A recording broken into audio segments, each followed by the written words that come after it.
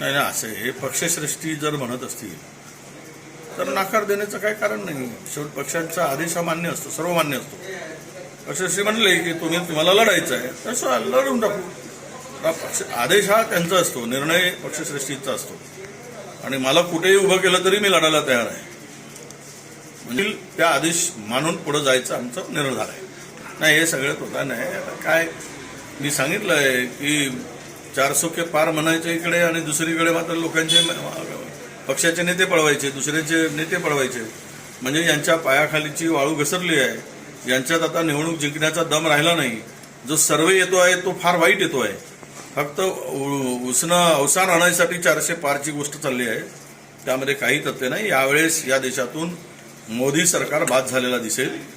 असले नसले काहीतरी आहे ते एक परसेप्शन तयार करण्यासाठी दुसऱ्या पक्षातील नेते घेण्याचं काम सुरू आहे आणि आपली इज्जत झाकण्याचं काम सुरू आहे असं माझं मत आहे.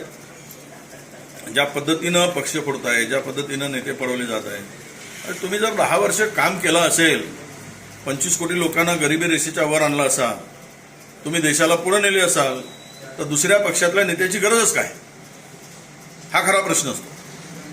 आणि तिकडे भाजपवाले ठणाण मुंबलत आहेत. किमान आमच्या मूळ लोकांसाठी 33% तरी लोकसभेच्या आणि विधानसभेच्या जागा रिक्त ठेवा बाबा.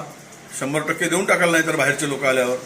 मग यासाठी यांना प्रत्येक जिल्ह्याच्या ठिकाणी मोठा एक त्या धुणेगाठ बांधावं लागेल. काँग्रेसवाल्याचे, राष्ट्रवादीवाल्याचे, गेलेल्यांचे कपडे धुवायसाठी. आणि भाजपवाल्यांनी प्रेस मारून यांना कपडे घालून द्यायचे. आता एवढाच उरला आहे. सतरंजी वगैरे खूप उचलून झाले यांच्या आता. जयंत पाटील कपडे धुण्याचं काम भाजपवाल्याकडे शिल्लक राहणार आहे. जयंत पाटील भाजपमध्ये जाणार का? मला माहित नाही.